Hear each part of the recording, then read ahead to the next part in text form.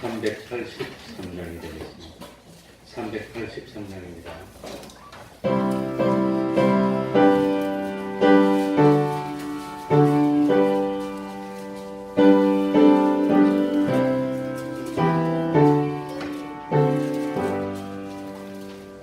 환난과 핍박 중에도 성도는 신앙 지켰네. 이 신앙 생각할 때에 기쁨이 충만하도다. 성도의 신앙 따라서 죽도록 충성하겠네. 오 주의 개인 성도가 양심의 자유 얻었네. 우리도 고난 받으며 주어로 영광 되도다. 성도의 신앙 따라서 죽도록 충성하겠네. 성도의 신앙 본받아 원수도 사랑하겠네.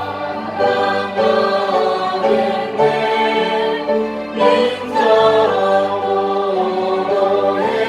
행실로 이 신앙 전파하리라. 성도의 신앙 따라서 죽도록 충성하겠네.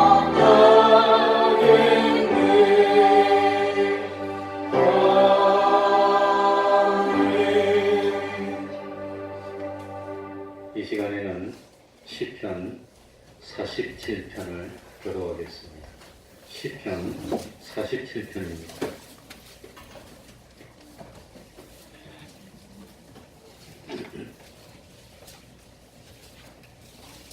시편 47편입니다.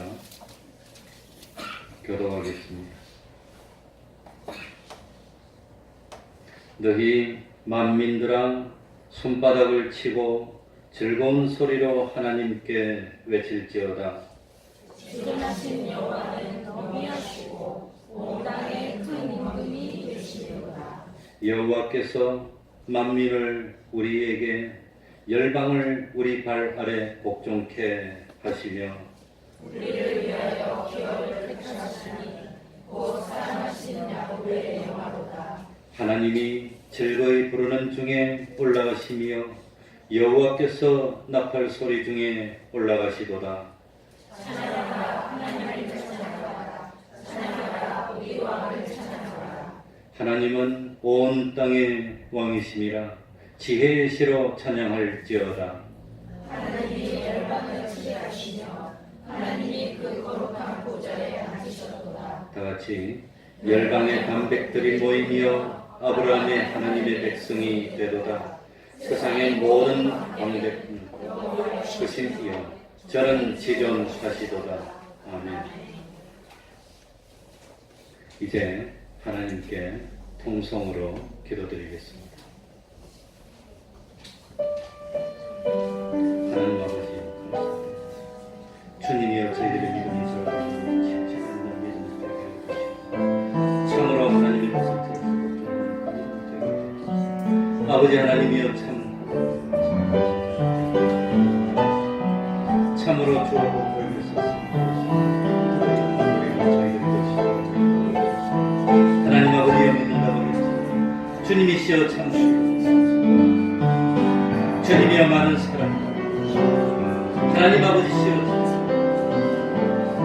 기꺼이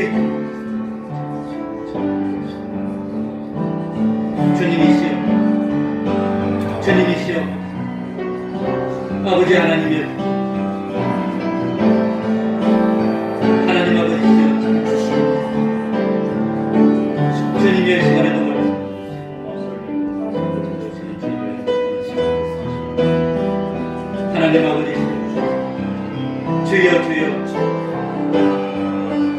아버지 하나님의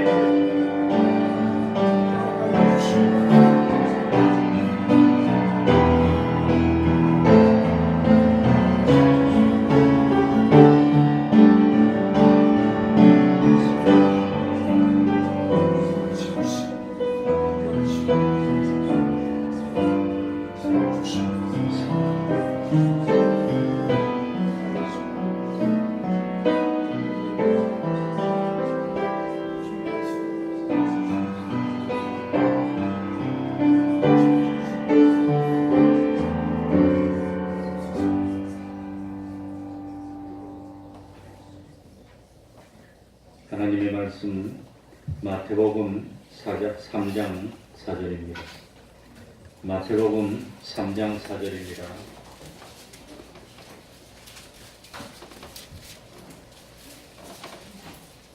마태복음 3장 4절입니다.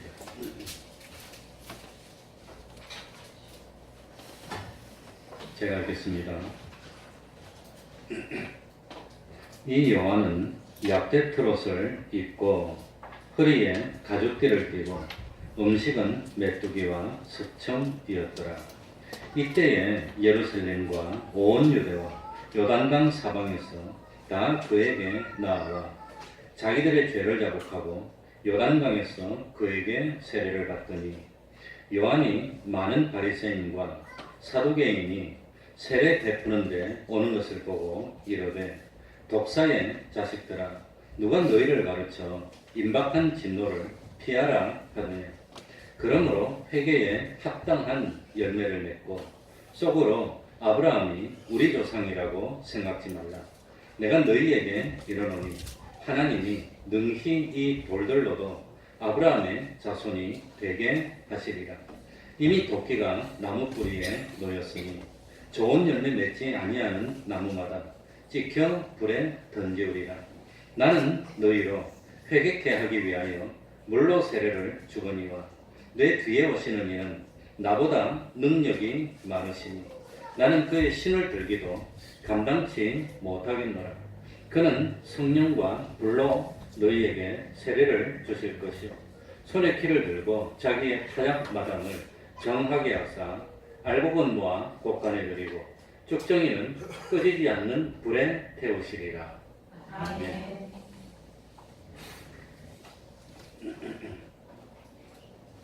성경에 등장하는 인물 중에서 세례 요한만큼 예수님의 칭찬을 받은 사람은 없습니다. 마태복음 11장 11절에 보면 여자가 낳은 자 중에 가장 큰 자라고 칭찬을 했습니다. 세례 요한의 출생은 구약의 이삭이 태어날 때와 아주 비슷합니다. 이삭이 태어날 때도 아브라함과 사라가 나이가 많아서 태어날 수 없는 상황이었는데 천사가 찾아와서 태어날 것을 예언합니다. 하나님의 기적 같은 은혜로 태어났습니다. 세례 요한이 태어날 때도 아버지 사가랴와 어머니 엘리사벳이 역시 똑같이 늙어서 세례 요한이 태어날 수 없는 상황이었습니다. 그런데 역시 천사가 나타나서 아이를 낳을 것을 미리 예고해 주었습니다. 그래서 하나님의 은혜로 세례 요한이 기적으로 태어났다고 하는 겁니다. 이 세례 요한의 아버지 사가랴는 직업이 뭐였지요? 제사장입니다. 어머니 엘리사벳은 예수님의 모친 마리아와 친족이었습니다. 그러니까 이 세례 요한 역시 예수님과 친족 관계이고 세례 요한이 예수님보다 6개월 먼저 태어났습니다. 예수님 공생의 시작 후에 몇 개월 만에 아마 한 1년이나 됐을 때 죽었으니까 대략 한 31년 정도 살다가 순교로 끝나지 않았을까 하고 짐작해 봅니다. 세례 요한은 제사장의 아들로 태어났기 때문에 장성하면 아버지의 자리를 이어받아서 제사장이 될 수 있는 위치, 인생이 보장되어 있는 위치였습니다. 이스라엘 백성 중에서 제사장이 될 수 있는 방법은 뭐지요? 머리 좋은 사람, 시험 쳐서 고시를 통해서 제사장 되는 것, 그거 아닙니다. 신앙이 아주 너무너무 좋으니까 신앙이 좋은 사람들을 추천해가지고 이 신지를 뽑아서 선출하는 것도 아닙니다. 이스라엘 백성 중에서 제사장이 될 수 있는 유일한 방법은 레위 지파, 사독의 후손, 아버지가 누구인 겁니까? 제사장인 겁니다. 그거 하나밖에 없습니다. 세례 요한은 제사장이었던 사가랴의 외동 아들로서 당연히 제사장이 될 수 있는 위치에 있었지만 모든 것을 버리고 광야로 나가서 생활했다고 합니다. 광야에 성전을 건축하고 호화롭게 선 것이 아닙니다. 아마도 바위 밑이나 아니면 굴 같은 곳에서 기거하면서 결혼도 하지 않은 채로 홀로 지내며 기도하고 하나님과 교제하면서 때를 기다렸을 것입니다. 예수님이 공생애를 시작하기 전에 하나님이 알렸을 때 갑자기 나타나서 회개를 외치고 주님의 길을 예비하고 준비하다가 대략 아마 정확하지는 않지만 1년 정도 활동하다가 순교하지 않았을까 생각이 됩니다. 그런데 중요한 것은 이스라엘 백성이라면 누구도 의심하지 않고 세례 요한을 선지자로 인정했다는 겁니다. 인정했습니다. 세례 요한을 선지자로 받아들였다고 하는 겁니다. 얼마나 놀라운 일입니까? 세례 요한은 인기가 하늘을 높이 치솟을 때, 그럴 때 예수님이 공생애를 시작합니다. 세례 요한이 회개하라 천국에 가까웠다고 외쳤는데 예수님도 하나님의 나라가 가까웠으니까 회개하라고 외쳤습니다. 외치는 말과 같았습니다. 처음에는 아마도 사람들이 예수님과 세례 요한을 별로 구분하지 않다가 사람들이 점점 세례 요한을 떠나서 어디로 갑니까? 예수님에게 가는 겁니다. 가는 겁니다. 이때 세례 요한은 자기를 높이려고 하지 않았고 예수님보다 자기가 앞에 나서려고 하지 않았다고 하는 겁니다. 정말로 위대한 사람입니다. 나는 예수님의 신발끈을 풀 만한 자격도 되지 않는다고 자기는 낮추고 예수님을 어떻게 했습니까? 높였다고 하는 겁니다. 대단한 신앙입니다. 이런 상황이 너무나도 안타까웠던 세례 요한의 제자들이 세례 요한에게 찾아와서 뭐라고 그랬을까요? 요한복음 3장 26절에 보면 저희가 요한에게 와서 가로되 랍비여 선생님과 함께 요단강 저편에 있던 자 곧 선생님이 증거하시던 자가 세례를 주매 사람이 다 그에게로 가더이다. 세례 요한에게 막 모여야 되는데 그에게로 다 가는 거예요. 얼마나 마음이 아프겠습니까? 이 말을 들은 세례 요한이 뭐라고 그랬죠? 요한복음 3장 28절에 나의 말한 바 나는 그리스도가 아니요. 난 그리스도가 아니요. 그 사람이 그리스도라는 겁니다. 난 그분을 위해서 존재하는 사람이라고 하는 겁니다. 그러면서 요한복음 3장에는 그는 흥하여야 하겠고 나는 뭐하여야 하리라? 나도 세례 요한 닮아서 그런가 봐. 하는 거 보니까.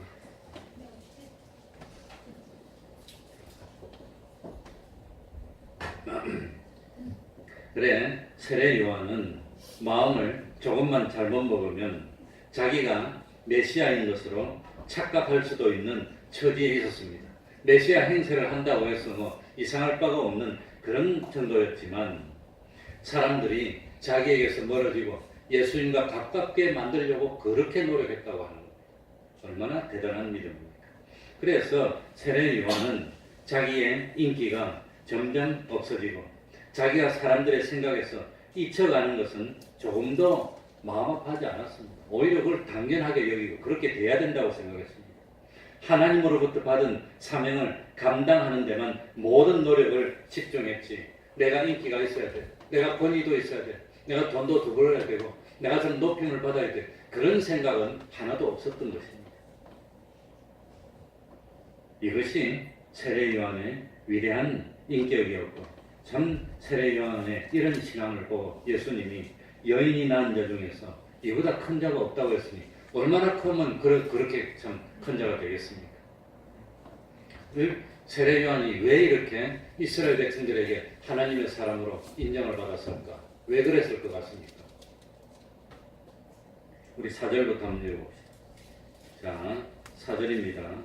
마태복음 3장 4절. 이 요한은 이제 이 요한에 대해서 설명을 하는 겁니다. 같이 읽겠습니다. 이 요한은 시작. 이 요한은 약대 트롯을 입고 허리에 가죽띠를 띠고 음식은 메뚜기와 숙청이었더라. 요한은 광야에 거하며 의복으로는 약대 트롯을 입고 허리에 가죽띠를 띄었다고 했습니다. 당시에 바리새인들, 서기관들, 제사장들은 화려하게 물을 들인 그런 옷을 입고 자기를 드러내고 자랑했고 자기의 신분을 과시하고 자기의 부여를 뽐내고 위세를 걸었습니다. 그래서 성경에 보면은 부자가 무슨 옷을 입었다고 그랬죠? 홍포, 그 빨간색 물을 들여서 아주 멋지게 만들어 놓고 자기를 과시하고 그랬습니다. 그런데 세례 요한은 그런 것에는 관심이 없고 무슨 옷을 입었지요? 약대트로. 지금과 같이 가죽을 무드질해서 부드럽게 만드는 기술이 그 2000년 전에는 없었을 거예요. 뻣뻣한 약대트를 그대로 걸치고 이렇게 뭐 그냥 이러지 않았을까 그런 생각이 듭니다. 그리고 이 약대트롯과 가죽띠는 사막을 다니면서 이 참 짐승을 돌보는 하층민이 입고 생활하는 모습이고 고상한 제사장이나 높은 관직이 있거나 부유한 사람들이 입는 옷이 아니었다고 하는 겁니다. 세례 요한은 음식으로도 메뚜기와 뭘 먹었지요? 석청 먹었다고 그랬습니다. 메뚜기는 레위기 11장에 보면은 아주 먹을 수 있는 것으로 장려하고 있습니다. 그런데 보통 사람들이 이 들에 뛰어다니는 메뚜기 펄쩍 뛰면 탁 잡아서 엉냥냥 그러지 않았을 것 같아요. 그거 참 그러지 않았을 것 같아요. 그리고 홍포 입은 부자처럼 집에서 좋은 상위에 화려한 음식을 차려놓고 즐겨 먹고 그러지 않았을까. 아마 그 옛날에는 소금도 없는데 메뚜기 잡아서 모닥불 피워놓고 구우면 그게 맛있었을까. 맛도 없었을 것 같아요. 그거 먹고 어떻게 삽니까? 그러나 세례 요한은 좋은 음식이나 뭐 그런 화려한 음식에는 관심이 없었습니다. 들로 광야로 다니다가 훌쩍하고 있으면 메뚜기가 잡히면 그거 좀 먹고 그 다음에 아마 돌 같은 데 밑에 이 석청 같은 거 있으면 그거 주워가지고 탁탁 털어내고 좀 먹고 없으면 안 먹고 그러지 않았을까 그런 생각이 듭니다. 그러니 당시에 모든 사람들이 관심이 어디가 있죠? 무엇을 먹으며 먹는 음식에 관심이다. 어떻게 하면 잘 먹을까? 그거밖에 없어요. 그거밖에. 어떻게 하면 또 무엇을 입을까? 옷도 얼마나 좋은 거 입고 그냥 뭐 멋진 거 입고 뭐 그런데 관심이 없고 그리고 몸을 높일 집을 어떻게 판벽한지 그러니까 집에다가 나무를 갖다가 잘 손질해가지고 꾸며가지고 아늑한 집을 만들고 그런데 참 관심을 기울이고 살아가고 있었지만 세례 요한은 무엇을 먹을까? 무엇을 마실까? 무엇을 입을까 하는 것에는 전혀 관심이 없었다고 하는 겁니다. 자기를 위하고 자기를 높이고 자기를 꾸미고 하는 데는 전혀 관심이 없었습니다. 오로지 하나님께서 나에게 주신 사명을 감당하고 주님의 길을 예비하는 일에만 모든 관심과 노력을 기울였던 사람이 누구였지요?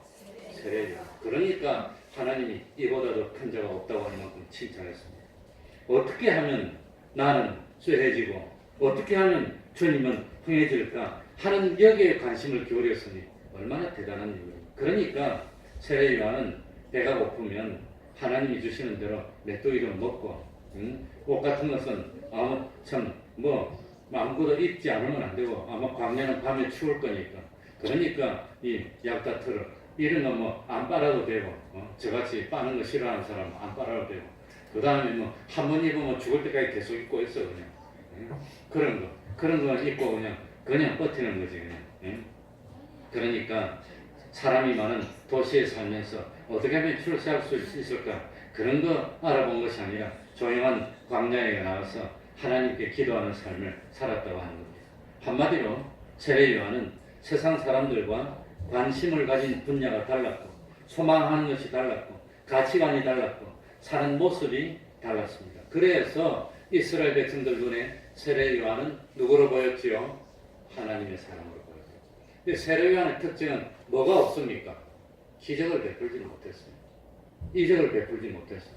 그래도 하나님의 사람이면 이적을 베풀고 기적을 베풀고 그래가지고 하나님을 증거하고 참 그래야 되는데 그러지를 못했다고 하는 겁니다.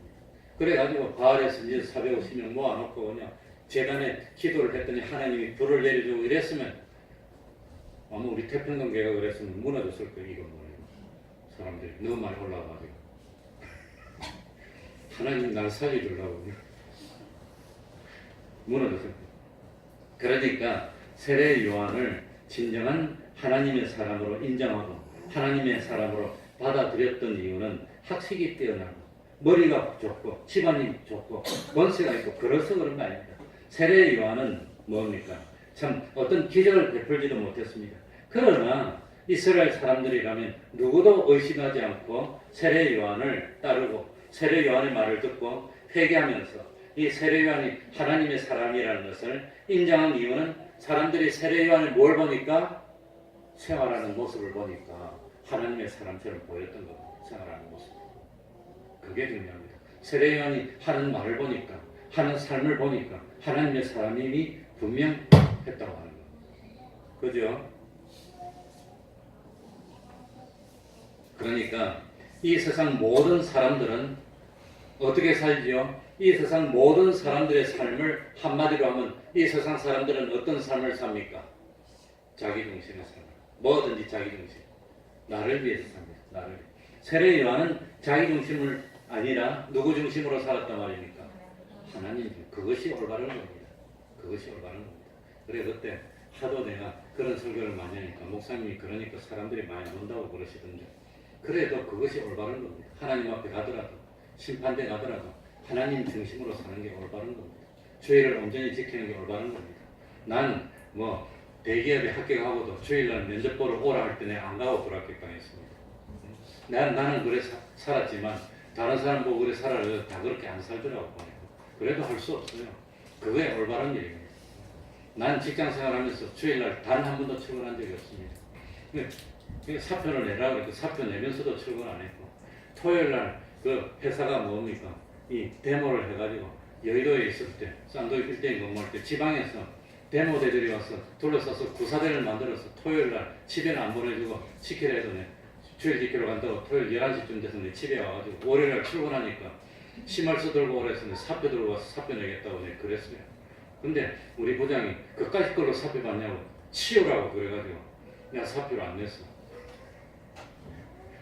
하나님이 봐주니까 어쨌든지 하나님 앞에서 간증하지만 난 주의를 그렇게 지키고 그렇게 지키는 게 올바른 겁니다. 그게 바른 일이에요. 그러니 누가 뭐라 하더라도 세례 요한은 누구 중심으로? 하나님 중심.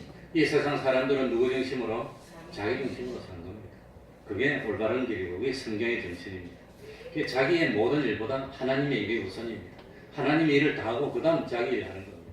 주일날 일부 예배 드리고 하루 종일 놀러 가는 거 그건 올바른 게 아닙니다. 그러나 자기 신앙대로 해야지 감당 못할 일 해놓고 나중에 시험 들고 그러는 건 그것도 또 아닙니다. 어쨌든지 세례 요한은 이거 먹는 데는 관심이 없었어요. 되는 대로 먹은 겁니다. 있는 거 뭐 석청 있으면 먹고 없으면 안 먹고 메뚜기 먹고 그런 거 먹었습니다. 옷은 밤에 추우니까 따뜻하게 보호해야 되고 또 뭐 알몸을 노출시키면 안 되잖아요. 그러니까 이거 뭐 자기 몸을 가리고 예의를 지켜야 되니까 그러니까 약대 털을로 몸을 가렸지 세상에 부귀영화에는 욕심을 내지 않았던 것이 세례 요한이고 이런 모습을 보고 사람들이 감동을 받아서 우리하고는 다르고 하나님의 사람이라고 인정했습니다. 그런데 세례 요한은 어떤 경우에도 진리는 양보하지 않았던 겁니다. 옳은 것은 옳고 아닌 것은 아닙니다. 생명의 위협이 올지 알았더라도 하나님 기뻐하는 일을 하고 참 자기 동생의 뭡니까 부인을 빼앗아 오는 것은 옳은 것이 아니니까 그거 옳지 않다고 말했다고 그것 때문에 가치 없고 나중에 그것 때문에 죽습니다. 순교합니다. 그러더라도 양보하지 않고 옳은 것은 옳고 아닌 것은 아니라고 했던 사람이 세례 요한이라고 하는 겁니다. 그러니 세례 요한은 자기 육신의 유익을 위해서 신앙을 후퇴하거나 세상과 타협하거나 그런 일은 하지 않았습니다. 그리고 하나님 주신 사명을 감당하는 데만 열심을 냈습니다. 그래서 이런 모습을 본 세상 사람들은 비록 세례 요한이 무슨 기적을 일으키거나 그런 것이 없었지만 하나님의 사람으로 인정하는 놀라운 일이 일어났다. 5절 6절 이때에 세례 요한이 참 약대 털옷을 입고 메뚜기와 석정을 먹으면서 어떤 일을 했지요? 5절 6절입니다. 이때에 시작. 이때에 예루살렘과 온 유대와 요단강 사방에서 다 그에게 나와 자기들의 죄를 자복하고 요단강에서 그에게 세례를 받더니 그러니까 이 세례 요한의 삶을 본 사람들은 깜짝 놀랐습니다. 그래서 참 이 세례 요한이 세례를 줬는데 이 세례 요한의 세례를 예수님이 인정했습니다. 그래서 예수님이 바리새인에게 변증하면서 세례 요한의 세례 세계가 하늘로서 왔느냐 땅에서 하늘로서 왔다는 걸 예수님이 인정했습니다. 그리고 마태복음 21장 26절에 보면 모든 사람이 요한을 선지자로 여기니 백성이 무섭다. 이 말이 뭡니까? 바리새인과 제사장들이 세례 요한을 어떻게 하려고 해도 백성들이 세례 요한을 하나님의 사람으로 인정하니까 보는 데서 함부로 할 수가 없어서 조심했다고 하는 겁니다.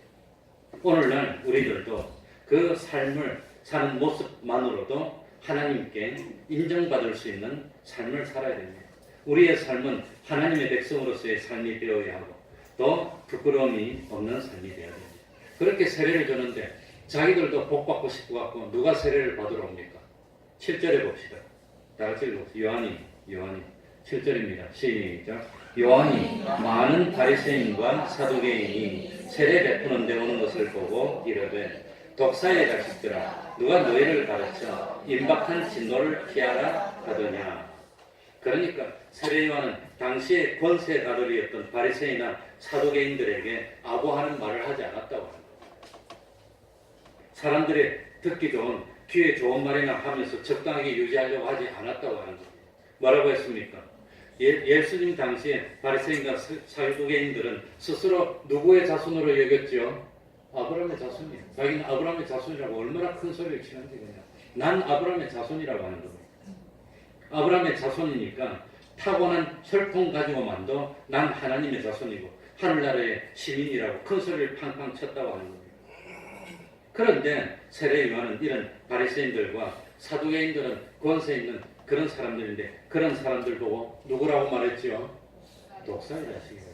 독사의 자식. 에덴 동산에 사탄이 누구 모습으로 나타났습니까? 뱀의 모습으로 나타났는데 뱀 중에서도 제일 지독한 사람을 물어서 죽이는 뱀이 누구라 말입니까? 독사인데 그 독사의 자식이래요. 독사의 자식. 그러니까 얼마나 지독한 말입니까? 그게. 에덴 동산에 나타나서 인간을 파멸로 이끄는 그 뱀 중에서도 제일 못된 사람을 물어서 죽이는 그 독사의 자식이라고 그랬다고 하는 겁니다. 아마도 잘은 모르지만 너희들은 사탄의 자식이라고 그랬던 것 같아요. 독사의 자식이니까 사탄의 자식이지 뭡니까? 그런데 그 말을 듣는 사람들이 가만히 있겠습니까? 그러니까 자기는 아브라함의 후손이라고 말을 하고 주장을 하지만 아브라함과 같은 행동을 하고 아브라함과 같은 삶을 살아야 되는데 그러지 못했다고 하는 겁니다. 외식으로 가득 찼기 때문에 그랬기 때문에 이 독사의 자식들아 하면서 뭘 요구했죠? 8절에 뭐라고 했습니까? 8절에 그러므로 회개에 합당한 뭘 맺고? 열매를 맺고 회개에 합당한 열매를 맺어야 됩니다. 독사의 자식이 되지 않으려면 실제로 회개하고 돌이켜서 회개에 합당한 열매를 맺으라는 겁니다. 임박한 진노를 피하려면 말로만 회개의 세례를 받으려고 하지 말고 실제로 하나님이 기뻐하는 뭘 맺으라? 열매를 맺으라고 하는 겁니다. 열매를. 그러니까 이 자기중심의 삶, 의식주만 바라던 삶에서 하늘나라의 영광을 소망하는 삶으로 실제로 변화가 되라고 하는 겁니다. 그러면서 뭐라고 말합니까? 뭐라고? 9절에 구체적으로 속으로 아브라함이 우리 조상이라고 뭐하지 말라? 생각하지 말라. 내가 너희에게 이르노니 내가 분명히 밝히노니 하나님이 능히 이 돌들로도 아브라함의 자손이 되게 하리라. 너희들은 돌멩이보다 못하다. 길거리 돌보다도 못하다는 뜻입니다. 사마리아 사람들은 이 북쪽의 이스라엘을 멸망하면서 뭐합니까? 아수르가 인구를 갖다가 섞는 정책을 써가지고 사마리아 사람을 쫓아내고 좀 남겨놓고 외방에 있는 사람 데려와서 섞어버려서 혼혈이 돼버렸어. 그러니까 혼혈이 돼서 이 혼혈이라고 요즘 우리말로 욕하면 욕 못하겠네. 혼혈이라고 욕하면서 그 사람들하고 밥도 안 먹고 상종도 안 하고 그랬다고 하는 겁니다. 그러면서 자기들은 순수한 혈통을 지키는 아브라함의 후손이니까 우리는 하나님의 적자라고 생각하는 겁니다. 그런데 아무리 아브라함의 적자라고 생각하더라도 실제로 아브라함이 가졌던 신앙을 가지지 않으면 소용이 없다는 뜻입니다. 예수님도 어느 날 예수님이 공생을 하고 제자들을 가르치고 무리를 가르쳐 줬을 때 예수님의 어머니하고 육신의 동생들이 찾아왔을 때 예수님이 뭐라고 말합니까? 실제로 뭐 참 피를 나눈 혈육이 아니라 하늘에 계신 아버지의 뜻대로 하는 사람이 형제고 자매라고 그랬습니다. 그러니까 이 뭐 아브라함이 후손이냐 아니냐 그게 중요한 게 아니라 아브라함의 신앙을 가졌나 안 가졌나 그게 중요하다는 뜻입니다. 그러니까 실제로 아브라함을 피를 이어받았으면서도 아브라함과 같은 행세를 하지 않는 사람보다는 길거리에 돌들이 더 낫고, 너희들이 아브라함 후손이라면 차라리 길거리에 돌을 아브라함 후손으로 만드는 게 더 낫다는 뜻입니다. 이게 얼마나 모욕입니까? 그러니까 세례 요한은 할 말 다 했습니까? 못했습니까? 할 말 다 했어요. 나보다 더 했어요. 나는 그런 말 못해. 너보고 복사했어. 그런 말을 어떻게 합니까? 근데 세례 요한은 그런 말 다 했어요. 죽어가면서도 할 말 다 했어요. 얼마나 대단합니까? 그러면서 10절에 그 바리새인들 보고 뭐라고 했지요? 이미 도끼가 나무 뿌리에 놓였으니 좋은 열매 맺지 않는 자마다 아니하는 나무마다 찍어 뭐하리라? 야, 너희들 그래봐야 소용없어. 실제로 고치고 회개하기 전에는 소용없어. 이제 도끼로 찍으면 끝나. 이제 끝나. 그 말입니다. 예. 하나님이 원하시는 것은 아브라함의 후손이냐 아니냐 그게 아니라 하나님이 원하시는 것은 뭐지요? 오늘 10절에 나오는 글자로 하면 뭐지요? 좋은 열매. 딱 정확하게 말해야 됩니다. 뭐지요? 좋은 열매. 이 뭐 나쁜 열매는 그거 안 돼요. 안 되고. 좋은 열매. 그러니까 아브라함의 후손이냐 아니냐 이방인이냐 그거로 하나님이 심판하지 않는다는 겁니다. 하나님이 원하시는 회개에 합당한 열매, 좋은 열매가 있느냐 없느냐 그것으로 심판하겠다고 하는 겁니다. 그러니까 도끼가 이미 나무 뿌리에 놓였다는 것은 심판이 임하겠어요. 이제 얼마 안 남았어요. 얼마 안 남았어요. 신목사 이제 얼마 남았는지 몰라요. 얼마 안 남았어요. 11절 가르치고 11절 나는 너희로 다 같이 읽습니다. 여기 보면 세례 요한의 세례와 주님이 주시는 세례하고 차이점을 알 수 있습니다. 11절입니다. 나는 너희로 회개케 하기 위하여 물로 세례를 주거니와 내 뒤에 오시는 이는 나보다 능력이 많으시니 나는 그의 신을 들기도 감당치 못하겠노라. 그는 성령과 불로 너희에게 세례를 주실 것이요. 그러니까 이 세례 요한이 주는 세례는 뭡니까? 물로 사람의 겉만 씻을 수 있는 그런 세례지만 예수님은 우리를 참 불로 태워서 완전히 죄를 근본적으로 다 없애고 하나님을 배반한 불목을 다 태워서 없애서 실제로 참 생명을 참 만들어주는 그런 세례를 주신다고 하는 겁니다. 그러니까 세례 요한의 세례하고 주님의 세례하고 어떻게 다르지요? 세례 요한의 세례는 회개하여서 주님의 세례를 받을 수 있도록 주님을 영접할 수 있는 사람으로 만들어주는 준비 작업입니다. 그게 세례 요한의 세례입니다. 주님이 주시는 불러주는 세례는 뭐죠? 실제로 우리를 주님의 보혈과 성령과 진리로 변화시켜서 하나님과 연결이 되는 생명을 실제로 영생되어서 중생할 수 있는 그 세례가 성령 세례라고 합니다. 성령의 세례를 받으면 몸이 뜨거워지고 그런 건 아니지만 실제로 의심 없이 하나님을 믿는 믿음이 생겨지는 세례가 성령 세례. 그 믿음이 생겼어. 그리스도의 영이 내 속에 왔으면 이미 우리는 다 세례받은 구원받은 사람들입니다. 거기에 대해서는 하등의 의심도 없어야 됩니다. 그래 이상구 박사님이 그 평생을 뭐였더라? 안식구 교회 믿었어요. 왜 안식교회 믿었나? 내가 이상구 박사 그거 재밌어서 읽어봤더니 미국에 유학을 가가지고 그래서 의사로서 재직할 때 안식교인이 하는 재단의 병원에 갔어. 그래가지고 안식교회를 접해서 한평생 믿었어.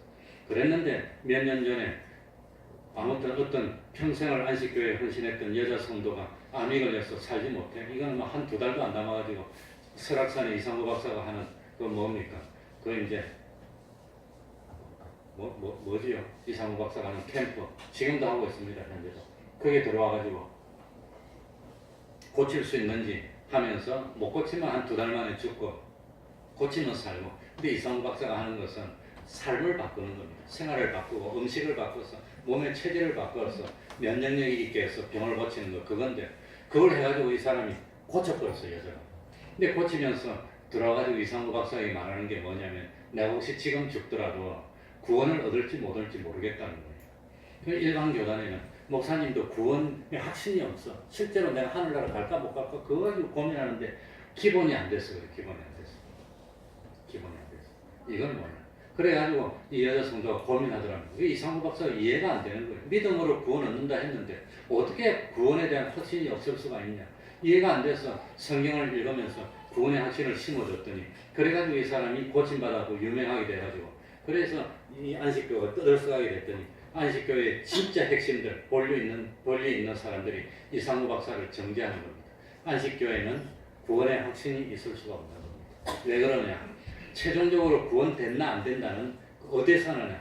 심판대에서 조사해가지고 결정한다는 그게 조사심판설입니다. 안식교회만 있는 교리입니다. 그게 조사심판설. 그 조사심판설이 있기 때문에 안식교가 이단이 됐어요. 구원의 확신이 없는 거예요. 그러니까 이상호 박사가 깜짝 놀래가지고 탈퇴를 해가지고 회개하고 돌이키고 이때까지 자기 때문에 안식교 믿은 사람에게 미안하지만 돌이키라고 그렇게 하고 기자회견도 하고 문제다. 그러니까 조사심판설이 뭐냐? 주님의 대속을 부인하는 겁니다. 믿음으로 구원 얻는 걸 부인하는 겁니다. 실제로 죽어가지고 주님이 오시고 심판대에 서가지고 내를 심사해가지고 결정짓는다는 게 그게 조사심판설입니다. 그러면 예수님의 대속은 뭡니까? 예수님의 대속으로 말미암아 구원이 시작이 된대. 구원이 시작이 되고 구원이 이제 시작되는 것뿐이지 구원이 완성된 게 아니라는 겁니다. 근데 우리 기독교는 뭡니까? 장로교는 구원 믿음으로 구원받았다. 그걸로 끝입니다. 그걸로 끝이고 구원받았으니까 어쩌란 말이에요. 구원받았는데 뭐 해야 됩니까? 그거 없어. 이게 장로교의 제일 큰 단점이니까. 그래서 구원받았는데 뭘 해야 될지도 모르고 수십 년 예수 믿었는데 믿음의 확신이 없어. 그래 알고 보니까 침례교나 감리교는 뭡니까? 구원 얻는데 인간의 행위로 구원 얻는다는 인간의 행위하고 하나님의 의가 합해서 구원 얻는다는데 알고 보니까 그게 아니라 구원은 하늘나라 가는 구원인데 믿음으로 구원 얻어서 하늘나라 가는 것은 기본적으로 얻는 것이고 그 다음에 성경에 보니까 행한 대로 갚아주는데 행한 대로 갚아주면 다 지옥 가야 되지 뭐 행한 대로. 그런데 그게 아니라 고린도서 5장 그 뭡니까 8절부터 10절에 보니까 참 그리스도의 심판대 앞에서 행한 대로 구원 얻는다는 그게 하늘나라에서 사람마다 영광이 다르고 상급이 다르고 실력이 다른다는 걸 그걸 깨닫게 됐어. 그래서 대부분 지금은 그렇게 다 주장을 하고 대한민국의 보통 대형교회 목사님도 믿음으로 구원받고 구원받은 사람의 행위로 상급을 받는다고 그렇게 설명을 하고 있습니다. 그러니까 그게 지금 제일 발전이 됐고 지금 보편적으로 받아들여지고 있습니다. 그 주장을 우리 교단에서는 50년 전부터 했는데 지금은 내가 보니까 미국의 무디 학교에서 나온 무디 목사님이 영원한 상급이라는 책을 쓰는데 거기에 보니까 우리 주장하고 똑같이 하고 있어요. 그래서 지금도 상급이 있다는 걸 반대하는 사람이 있습니다. 대표적인 사람이 곽선희 목사님이. 그거 말고 대부분의 주류교회들은 다 받아들이고 있습니다. 그러니까 우리는 그걸 기본 구원하고 건설 구원으로 나누었는데 그걸 이해를 잘 못하니까 구원의 확신이 없는 거예요. 구원의 확신. 그런데 안식교는 그것보다도 조사심판설입니다. 구원의 확신이 없고 구원이 되나 안 되나 그건 언제 결정돼요? 심판대에서 조사해가지고 결정한다는 거예요. 그러니까 구원의 확신이. 그러니까 믿음으로 구원 얻는다는 우리 참 칼빈이 발견해서 종교개혁을 일으켰던 그 개신교의 기본이 무너지는 거예요. 안식교에서. 그게 안 되는 겁니다. 어쨌거나 그러니까 나는 너희를 회개케 하기 위하여 물로 세례를 주거니와 세례요한의 세례는 뭡니까? 주님을 영접하기 위한 준비입니다. 주님이 주시는 세례는 완전히 생명이 들어와서 우리가 기본 구원 얻는 그 세례라고 합니다. 불은 뭡니까? 우리를 싹 태워가지고 완전히 깨끗하게 만드는 겁니다. 이사야가 참 선지자로 나서기 전에 입술이 부정하다고 이렇게 천사가 화제로 뭘 찍었습니까? 숯불을 딱 대서 탁 찍어서 너 깨끗해졌어 걱정 마. 그게 우리가 믿음으로 다 죄 용서 받는 겁니다. 믿음으로. 12절입니다. 12절 다 같이 읽읍시다. 손에 피를 들고 다 같이 읽겠습니다.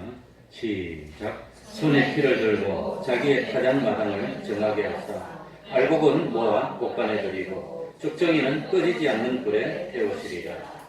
그러니까 이 세례 요한의 삶은 이 세상의 모든 사람의 삶은 무엇에 피동됩니까? 의식주에 피동됩니다. 뭘 먹을까? 뭘 입을까? 뭘 마실까? 공부를 하더라도 어떤 공부를 하면 돈을 잘 벌까? 의식주에 피동돼. 직장도 의식주에 피동돼. 뭐 체육을 하더라도 의식주에 피동돼. 이 세상 사람들은 최고 궁극적인 관심이 뭡니까? 먹고 입고 사는 겁니다. 사는 겁니다. 근데 세례요한은 최고의 관심이 뭡니까? 이 사도 바울도 마찬가지고 거하든지 떠나든지 그건 최종의 관심이 아니라 최종의 관심은 주님을 어떻게 하는 거지요? 기쁘시게 하는 거. 기쁘시게. 그게 최종 목적이에요. 죽는 거 사는 것도 문제가 아니에요. 주님을 어떻게 하면 기쁘시게 할까? 이게 최종 목적이라고 하는 겁니다. 그러니까 세례요한은 달랐다고 하는 겁니다. 그러니 이미 심판이 임박했습니다. 심판이 임박해서 손에 칼을 들고 알고 본 참 곳간에 들이고 쭉정이는 나중에 그러니까 죄인이 의뢰 중에 들지 못하는 겁니다. 지금은 섞여 있습니다. 여기에 알곡도 있고 쭉정이도 있습니다. 그러나 때가 되면은 구별한다고 하는 겁니다. 그러니까 의식주 때문에 거짓말하고 의식주가 시키니까 이것저것 하고 그러지 말고 말씀 시키는 대로 살아야 됩니다. 나는 항상 주장한 게 기본 감정으로 살지 말고 욕심으로 살지 말라 그랬는데 그게 안 되더라고. 이번에 보니까 평생을 뭐 해도 기본 감정으로 살더라고 보니까. 내 기본 감정으로 사는 사람은 살고 말씀으로 사는 사람은 살고 하나님의 말씀으로 사는 사람은 성도입니다. 성도. 기본 감정으로 사는 사람은 평생 교회에 나와도 그 사람은 기본이 시키는 대로 사는 사람이지 하나님 말씀하고 상관없습니다. 무슨 변명을 해도 상관없습니다. 그러니까 우리는 참 기본권이 없는 건 아닙니다. 그래도 믿음은 기본 같습니다. 그러니까 우리는 기본 감정대로 살지 말고 의식주를 중심으로 살지 말고 어떻게 하면 거하든지 떠나든지 상관없고 하나님을 기쁘시게 하는 삶을 살면 그게 최고 성공입니다. 이 세상은 하늘나라를 뭐하는 데지요? 준비하는 데입니다. 기독교는 하늘나라를 소망하는 종교지 세상에서 잘 먹고 잘 자라는 순교한 기독 종교. 이 세상에서만 잘 먹고 잘 살지 않은 것이 특히 여호와의 증인들입니다. 그 사람들이. 그리고 이 불교는 배도 모르겠고 집 모를 거막 돌아가는 게 불교고 기독교는 죽음 다음에 부활이 있고 부활 다음에 뭐가 있죠? 심판이 있고 심판 다음에 뭐가 있죠? 영원한 영원한 하늘나라 기다리기 때문에 오늘 힘들더라도 나는 기꺼이 하나님 일하리 되겠습니다. 이 기독교입니다. 그러니까 세례요한처럼 세상을 이기고 극복하고 영생의 소망으로 사는 우리가 됩시다. 기도하겠습니다. 하나님 아버지 감사드립니다. 참으로 세례요한처럼 나는 수해야 돼요.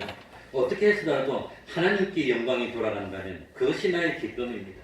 참 이러든지 저러든지 전파되는 것은 그리스도인이 감옥 안에서라도 기뻐한다고 하였던 사도 바울의 고백이 우리 신앙이 될 수 있도록 하여 주옵소서. 세상은 잠깐입니다. 지나가는 세상입니다. 10년 더 산다고 좋은 것도 아니고 30년 더 산다고 좋은 것도 아니고 빨리 간다고 나쁜 것도 아니고 얼마나 하나님의 형상을 이루느냐 하는 그것이 중요한 데랍니다.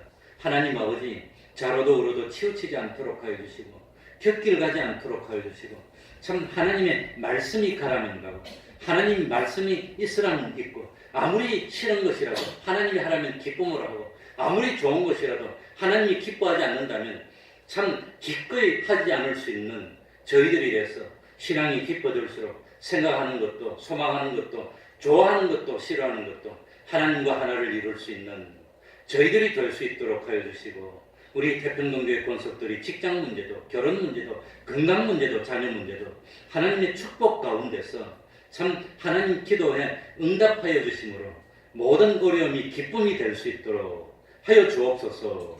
예수님 이름으로 기도하옵나이다. 아멘. 찬송하겠습니다. 406장입니다.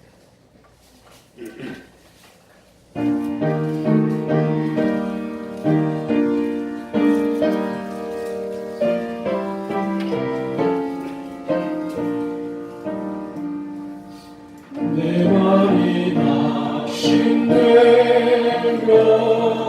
근심에 눌릴 때 주께서 내게 오사 위로해 주시네.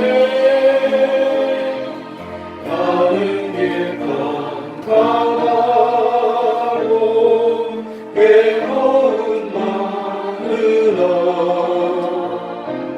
주께서 함께하며 내 짐을 지시